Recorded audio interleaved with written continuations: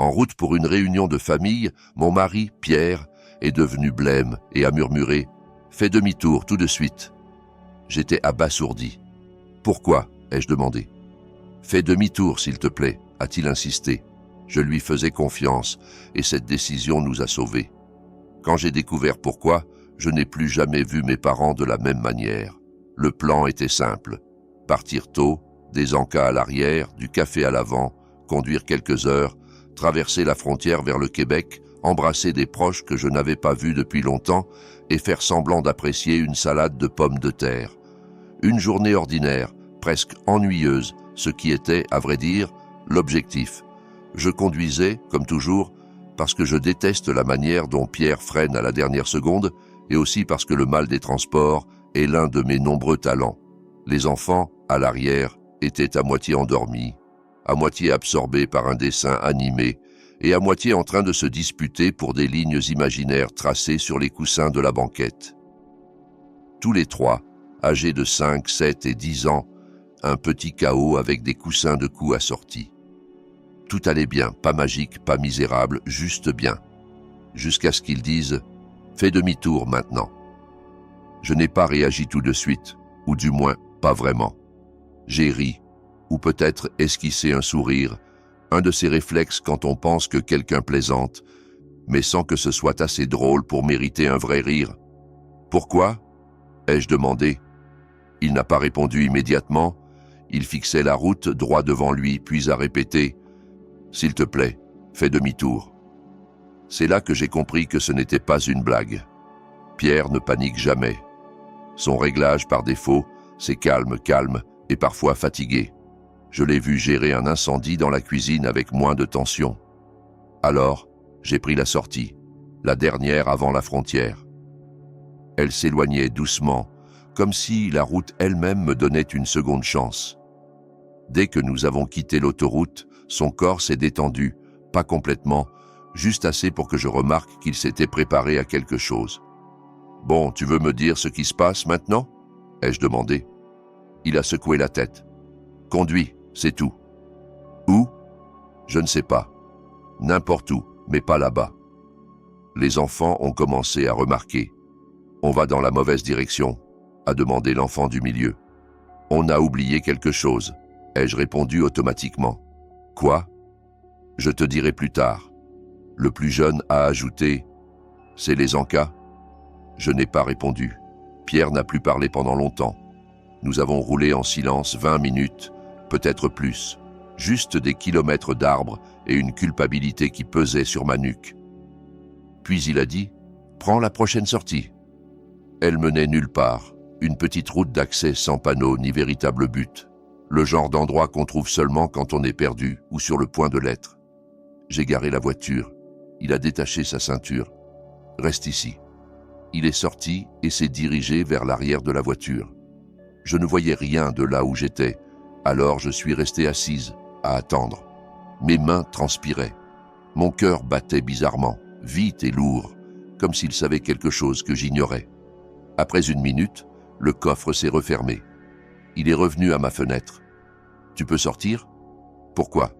J'ai besoin que tu vois ça. » Il n'avait pas l'air en colère ni effrayé, juste fatigué et très très sûr de lui. Je suis sorti. Il m'a conduite à l'arrière de la voiture et a ouvert le coffre. Sans rien dire, il a juste pointé du doigt.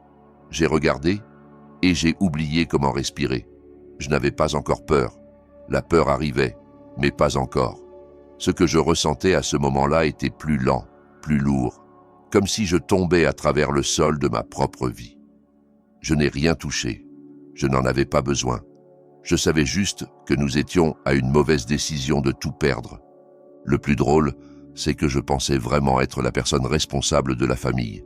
Pas responsable au sens où je paye mes impôts et mets de la crème solaire, même si, oui, ça aussi, mais dans le sens où je croyais pouvoir être la personne stable, celle qui n'explose pas, ne disparaît pas, ne ment pas pour le plaisir, celle qui essaie, qui aide quand elle peut et pose des limites quand elle ne peut pas.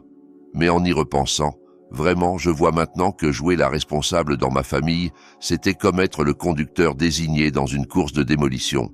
Ils ne voulaient pas d'aide, ils voulaient une couverture et je la leur ai donnée. pendant des années. Tout a commencé quand j'étais enfant.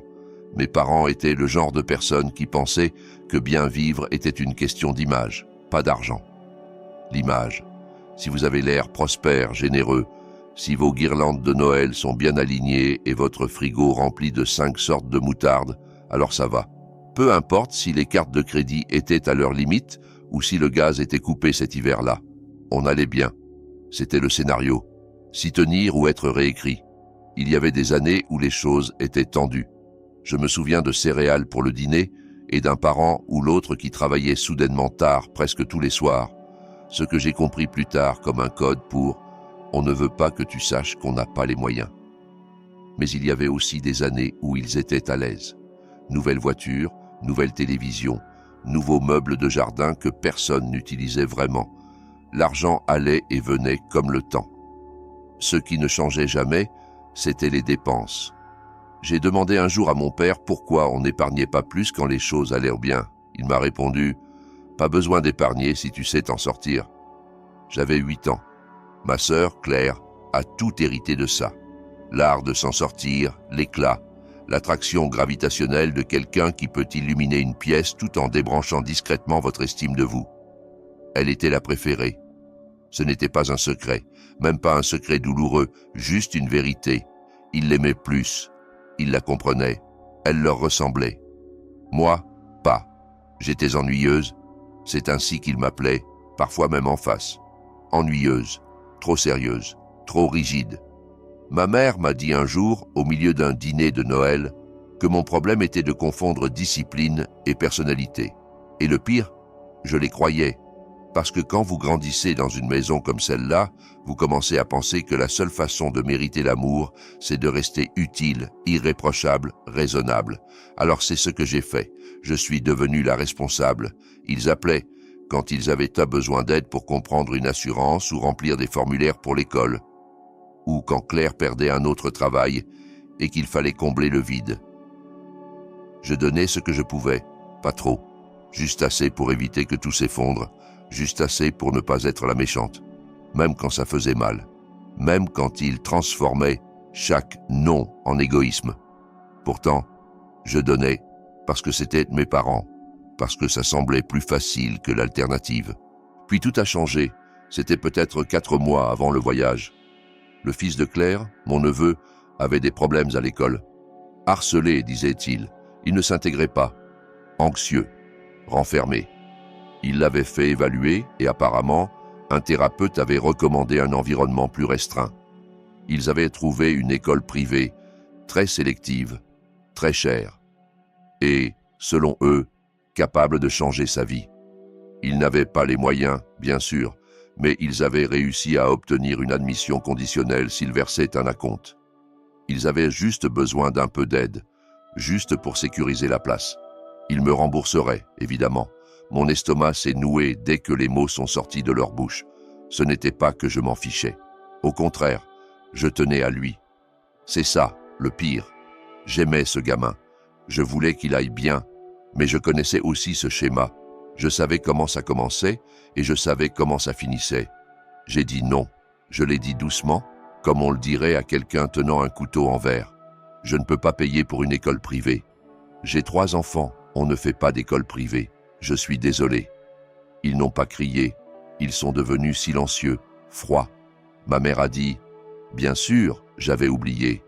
Tu as des règles. » Et puis, nous n'avons plus parlé pendant un moment, jusqu'à ce que la réunion de famille soit organisée. Soudain, tout était joyeux à nouveau. Ils étaient ravis de nous voir. Ils avaient tout réglé. L'école, la réunion, le voyage, tout s'arrangeait. Je n'ai pas demandé comment. Je me suis dit que ce n'était pas mes affaires. Ils ont demandé si nous pouvions prendre un sac supplémentaire dans notre voiture. La leur était trop pleine, et nous avions le SUV. « Bien sûr, ai-je dit, faites-moi signe. » C'était quelques jours avant le départ. Puis, le matin où nous partions, alors que nous chargions la voiture, mon père m'a tendu un sac de sport rouge. « Ça ne rentre pas dans la nôtre, a-t-il dit. Juste celui-là. » Je l'ai pris sans réfléchir, je l'ai jeté avec nos bagages, les sacs à dos des enfants et une glacière pleine de jus de fruits. Je ne l'ai même pas ouvert. Je ne me suis pas demandé pourquoi ils étaient si détendus tout à coup. Je n'ai pas pensé à demander pourquoi les gens qui avaient du mal à payer l'école, l'épicerie, l'essence, et qui m'avaient fait culpabiliser pour ne pas aider, étaient soudainement si sereins. Ils souriaient en nous regardant quitter l'allée, agitaient la main comme s'ils n'avaient aucun souci au monde. Et je me souviens avoir pensé, juste une seconde, que c'était étrange. Ils semblaient vraiment heureux pour une fois. Je n'y ai pas accordé plus d'importance, juste un sac de plus, juste un voyage de plus, juste un autre désordre familial dans lequel je ne voulais pas être entraîné. Peut-être aurais-je dû poser plus de questions, peut-être étais-je trop naïve. « J'ai besoin que tu vois ça », a-t-il dit. Je suis sorti. Il m'a conduite à l'arrière de la voiture et a ouvert le coffre. Sans un mot, il a ouvert la fermeture éclair du sac rouge et a écarté un sweatshirt. Et là, tout s'est arrêté. À l'intérieur, coincé entre des vêtements, fourré dans ce qui semblait être un petit nécessaire de toilette pour enfants, scellé dans du plastique, il y avait des paquets. Pas un seul. Pas particulièrement bien caché, juste là, sous des couches qui n'auraient trompé personne faisant son travail pendant plus de 5 secondes. J'ai regardé, sans comprendre tout à fait, puis comprenant tout d'un coup. Pas des médicaments, pas des vitamines, rien qui n'implique pas des menottes, des avocats ou des gros titres. Je n'ai pas parlé. Je ne pouvais pas. Chaque muscle de ma poitrine s'est figé. J'avais l'impression de me noyer au ralenti. Il n'a pas dit « Regarde ce qu'ils ont fait ». Il n'a pas dit « C'est ce que je pensais ». Il a juste refermé le sac et laissé le silence terminer la phrase. J'ai fait un pas en arrière. Le gravier a crissé sous mes chaussures, comme s'il était ailleurs, comme s'il n'était pas lié à quelque chose de réel. « Ils ont mis ça dans notre voiture », ai-je fini par dire. Ma voix était faible. « Ils ont mis ça dans notre voiture », a-t-il acquiescé. « Avec les enfants », ai-je ajouté. Un autre hochement de tête. J'ai levé les yeux vers le ciel, pour une raison quelconque. Il était toujours bleu. Il semblait toujours être une belle journée. Je détestais ça. Ça semblait faux, comme si le ciel n'avait pas reçu la note. « Comment as-tu su ?» ai-je demandé. Il n'a pas répondu tout de suite. Il fixait le coffre fermé, comme s'il pouvait encore être ouvert en dessous. « Quand ils nous ont donné le sac, a-t-il dit finalement, quelque chose dans leurs yeux, leur façon de sourire, comme si c'était déjà fait, comme s'ils étaient sûrs que ça marcherait. Il a haussé les épaules, puis secoué la tête, comme s'il essayait de chasser le souvenir. Je n'arrêtais pas d'y penser pendant tout le trajet, puis, juste avant la frontière, ça m'a frappé. Il m'a regardé. Je ne savais pas, mais je savais. Et c'était pire, d'une certaine manière, que quelqu'un d'autre l'ait vu, ce que j'avais appris à ne pas voir. Je suis retourné lentement vers le siège du conducteur, je suis monté, j'ai fermé la porte. Je suis resté assise un instant, laissant la chaleur traverser le pare-brise, tandis que ma main tremblait. Puis j'ai démarré la voiture et j'ai conduit. Les enfants n'ont pas posé de questions cette fois. Ils étaient plongés dans un dessin animé. Ils avaient oublié le Québec, Tante Claire, les cousins et les petits sacs de jouets que j'avais secrètement préparés pour la réunion. Nous avons roulé un moment, autoroute, route secondaire, sans direction. Mon téléphone a commencé à vibrer. D'abord ma mère, puis mon père, puis encore, et encore. Je n'ai pas répondu, lui non plus. Nous n'en avions pas besoin. Nous savions déjà ce qu'il dirait. Où êtes-vous? Que s'est-il passé? Est-ce que tout va bien? Où est le sac? Nous n'avons pas répondu. Nous avons juste continué à conduire, l'écran s'allumant toutes les quelques minutes, comme une petite alarme. Finalement, nous avons pris la direction de leur maison. C'était presque automatique, comme si nous étions sur des rails. Nous n'en avons pas parlé. Nous savions tous les deux ce qui devait arriver. J'ai garé la voiture dans leur allée. La lumière du Porsche était encore allumée depuis la veille, bien qu'on soit en plein après-midi. Il est sorti en premier, a contourné la voiture pour ouvrir le coffre. Je l'ai suivi. Nous n'avons rien dit. J'ai cherché la clé, toujours au même endroit, scotchée à l'arrière d'une fausse pierre que mon père avait achetée dans un catalogue qui vendait aussi des sifflets pour cerfs et des grenouilles à énergie solaire. Il a ouvert la porte d'entrée. Nous sommes entrés. L'air sentait le café froid et le nettoyant pour tapis. Nous avons posé le sac rouge juste à l'entrée du couloir, sans l'ouvrir, sans l'ajuster, juste posé, comme une bombe silencieuse qui n'avait pas besoin d'exploser pour tout détruire. Il a tourné la poignée, verrouillé la porte derrière nous. Nous sommes remontés dans la voiture, toujours sans un mot.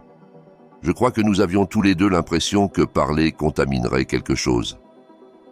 Plus tard, ce jour-là, après être rentré à la maison, une fois les enfants endormis et la maison silencieuse, j'ai répondu au téléphone. C'était ma mère. Sa voix était claire, fausse, comme si elle appelait pour parler de croissant. « Oh, ma chérie, nous étions si inquiets. Nous ne savions pas ce qui s'était passé. Vous avez juste disparu. » Je n'ai rien dit. « Tout va bien ? » Toujours rien. « Où est le sac ?» J'ai laissé cette question en suspens une seconde, puis j'ai dit « Nous l'avons déposé chez vous. » Une pause.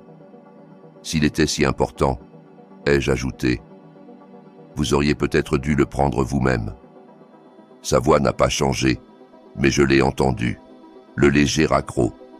Cette lueur de reconnaissance qui me disait qu'elle savait exactement ce que je voulais dire et que je savais exactement ce qu'elle avait fait. Elle n'a rien dit, moi non plus. Puis j'ai dit « On arrête là. Ne rappelez pas. » J'ai raccroché. C'était tout. Pas de cri, pas de discours final. Juste une ligne tracée et une porte fermée. Et ça aurait dû être la fin, mais ça ne l'était pas. Pas encore. Ils sont venus un mercredi, sans prévenir, sans message, juste la sonnette qui retentit comme s'ils venaient déposer des croissants au lieu de la culpabilité. Je savais que c'était eux avant même de vérifier. Il y a une sorte de pression qui passe à travers une porte d'entrée, comme une mauvaise odeur ou une électricité statique, surtout quand il s'agit de personnes qui pensent n'avoir rien fait de mal. J'ai ouvert la porte juste assez pour sortir et les refermer fermement derrière moi.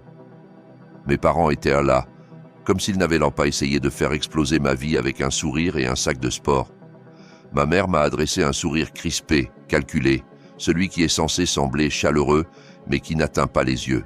« Nous voulions voir comment vous alliez », a-t-elle dit, comme si j'avais manqué un brunch. Mon père a ajouté « Nous pensions qu'on pourrait clarifier les choses ». Je n'ai rien dit, j'ai juste croisé les bras et attendu. Ma mère a hésité puis a dit « Nous ne savions pas à quel point tu avais compris ».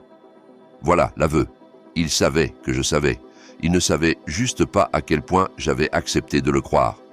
J'ai incliné la tête. « Vous parlez du sac ?» Aucun des deux n'a répondu, ce qui était une réponse en soi. « Vous l'avez mis dans notre coffre ?» ai-je dit, avec vos petits-enfants à l'arrière. Ma mère a dégluti. « Nous ne pensions pas que ce serait grave. »« Ce n'était rien », a dit mon père, essayant de garder un ton égal. « Juste quelque chose pour aider avec les dettes. C'est tout. »« Nous étions désespérés », a ajouté ma mère. « Tu n'as pas voulu aider. » Et voilà encore. L'excuse universelle. La défense passe partout. Tu n'as pas voulu aider. Comme si leur trahison était une conséquence naturelle de mes limites. Je n'ai pas crié. Je n'ai pas pleuré. Vous n'avez pas juste trahi ma confiance, ai-je dit. Vous avez mis nos vies en danger. Aucun des deux n'a parlé. Vous avez mis en danger votre fille, votre gendre, vos petits-enfants. Mon père a bougé d'un pied sur l'autre. Ma mère a cligné des yeux comme si elle essayait de pleurer mais n'y arrivait pas. « C'est fini », ai-je dit. « Ne rappelez pas. Ne venez pas ici. Vous ne verrez plus les enfants. C'est terminé. » Elle a ouvert la bouche. Je pouvais déjà entendre la phrase se former. Le classique « Tu exagères » ou peut-être « Tu te calmeras ». Au lieu de ça, elle a juste dit « Tu reviendras vers nous. Tu le fais toujours. » Je me suis retourné, je suis rentré et j'ai verrouillé la porte derrière moi. Et pour la première fois depuis longtemps, je ne me suis pas demandé si elle avait raison. 3 jours plus tard, je suis arrivé à l'école pour récupérer les enfants. Ils n'étaient pas là. Mon estomac s'est noué si vite que je n'ai pas pu parler. J'ai regardé l'institutrice comme si elle venait de me dire que ma maison était en feu. « Oh, ils ont déjà été récupérés », a-t-elle dit, comme si c'était la chose la plus normale du monde. Vos parents ont dit que vous leur aviez demandé de le faire. Je ne me souviens pas d'avoir conduit. Je me souviens d'être dans la voiture, du bruit du moteur, mais rien entre les deux. Ils étaient chez mes parents, bien sûr. À l'intérieur, on aurait dit qu'une fête d'anniversaire avait explosé. Jouets, bonbons, ballons, un ensemble Lego qui coûtait plus cher que mon budget course de la semaine. Les enfants étaient rayonnants, excités par le sucre, serrant de nouveaux jouets et riant comme si c'était Disneyland. Mes parents agissaient comme si tout était normal. Ma mère coupait un gâteau. Mon père était par terre, construisant quelque chose qui faisait des bips. C'était surréaliste, comme entrer dans un univers parallèle où ils étaient les grands-parents aimants qui donnent plus qu'ils ne prennent, sauf qu'ils ne l'étaient pas.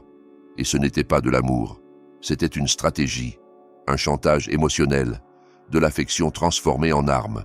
Ils n'avaient jamais autant gâté les enfants auparavant, jamais comme ça. Mais soudain, après qu'on les a coupés de notre vie, voilà le Père Noël avec une carte bancaire. Je suis resté là une seconde, essayant de me rappeler ce que ça faisait de donner le bénéfice du doute à quelqu'un. Je n'y arrivais pas.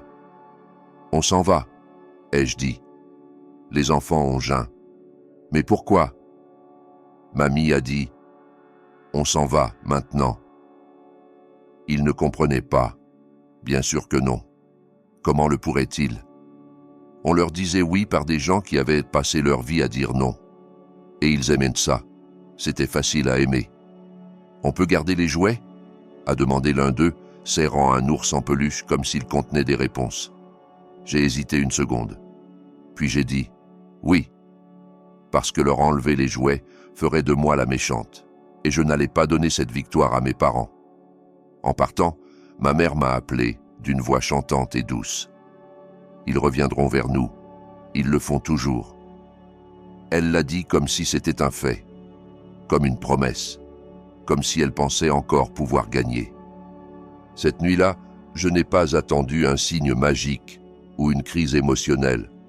Je me suis assise sur le lit, j'ai regardé Pierre et j'ai dit « Il faut qu'on parte ». Il n'a pas demandé pourquoi, il n'en avait pas besoin. Je ne veux pas qu'il soit près des enfants, ni à l'école, ni à l'épicerie, ni au coin de la rue, en prétendant être inoffensif. Il a hoché la tête lentement, comme s'il était déjà à moitié arrivé à la même conclusion. « Tu avais parlé de la Bretagne avant ?» ai-je dit. « Ton entreprise a un bureau là-bas. Tes parents vivent là-bas. Je n'étais pas prête à l'époque. Je le suis, maintenant. » Il a hoché la tête à nouveau. « Le transfert est toujours possible. »« Bien, » ai-je dit, « faisons-le. » Pas de drame, pas d'hésitation, juste la décision silencieuse de brûler le pont et de ne jamais regarder en arrière. Je n'avais pas besoin de vengeance, j'avais besoin de distance et d'un nouveau départ quelque part où il ne pourrait pas nous atteindre. Quelques mois plus tard, nous étions en Bretagne. Les paysages étaient magnifiques. L'air sentait le pin et les nouveaux départs. Les enfants étaient dans de nouvelles écoles. Les parents de Pierre, chaleureux, ancrés, sans drame, vivaient à 21 minutes et voulaient vraiment aider. Nous n'avions dit à personne où nous allions. Nous avons bloqué les numéros, disparus. Pas de manière dramatique, comme si nous partions à l'aventure pour nous retrouver. Non, de manière à mériter la paix. Un jour, mon téléphone a sonné. Un numéro inconnu. Je l'ai laissé aller sur la messagerie. Plus tard, j'ai écouté. C'était une cousine, une que je voyais à peine. « Salut, ta mère dit qu'elle ne sait pas où vous êtes. Elle est vraiment bouleversée. Elle dit que vous avez coupé les ponts. Je ne sais pas ce qui se passe, mais la famille, c'est important. » J'ai supprimé le message. Je n'ai pas rappelé. Je n'ai pas expliqué. Parce qu'à ce moment-là, la seule chose qui comptait était ceci. Nous étions en sécurité. Nous étions libres. Nous n'avions pas disparu. Nous nous étions échappés. Environ 6 mois plus tard, nouvelle région, nouvelle école, nouvelle routine. Je commençais presque à m'habituer à ne pas vérifier mon téléphone avec appréhension. Le silence n'était pas encore confortable, mais il n'était plus terrifiant.